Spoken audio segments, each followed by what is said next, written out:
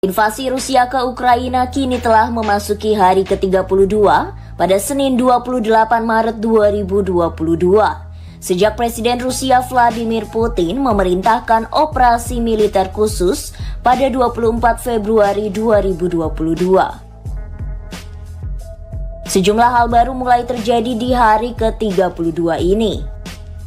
Mulai dari adanya gempuran roket di Lviv, serangan balik di Kiev, dan upaya Rusia membagi dua Ukraina. Untuk lebih lengkapnya, berikut adalah rangkuman hari ke-32 serangan Rusia ke Ukraina.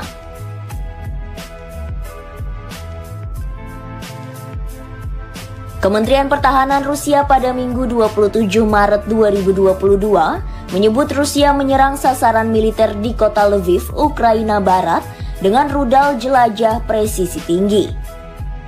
Tak hanya itu, Rusia dengan rudal jarak jauhnya menyerang depot bahan bakar yang digunakan oleh pasukan Ukraina.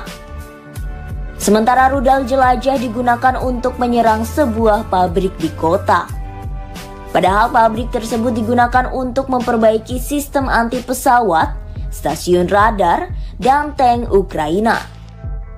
Depot penyimpanan bahan bakar dan makanan pun turut dihancurkan, sehingga Ukraina terancam kehilangan stok makanan dalam waktu dekat.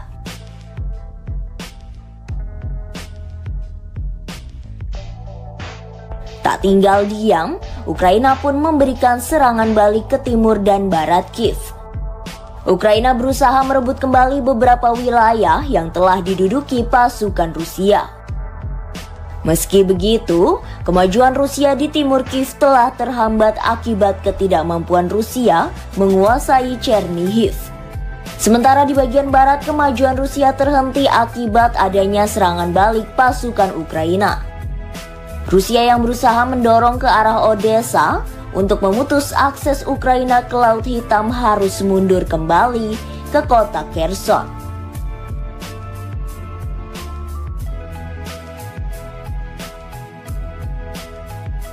Kepala Intelijen Militer Ukraina pada Minggu 27 Maret 2022 membeberkan rencana Rusia untuk membagi Ukraina menjadi dua wilayah.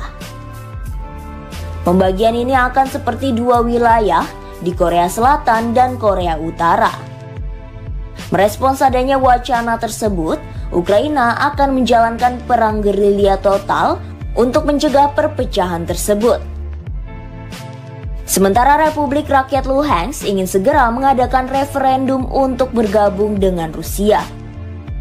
Adapun kini fokus pasukan Rusia adalah pembebasan total wilayah Donetsk dan Luhansk.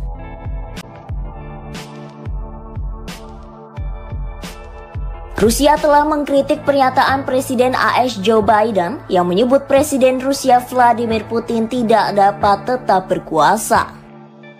Meski begitu, pihak Gedung Putih mencoba meredam kritikan publik dengan menyebut komentar Biden bukan seruan untuk perubahan rezim. Sementara juru bicara Kremlin justru menyebut Biden tak memiliki kuasa dan hak apapun dalam menentukan pemimpin Rusia.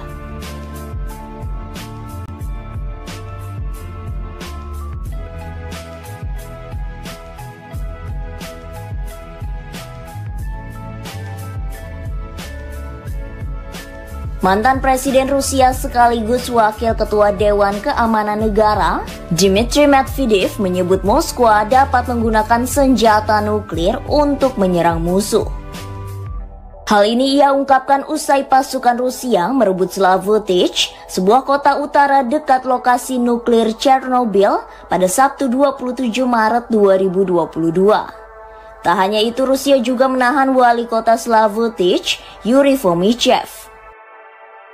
Namun Rusia gagal membubarkan pengunjuk rasa di alun-alun utama. Padahal pasukan Rusia telah mengerahkan granat kejut dan menembak di atas kepala. Di hari yang sama, pasukan Rusia pun melepaskan Yuri dan setuju untuk pergi.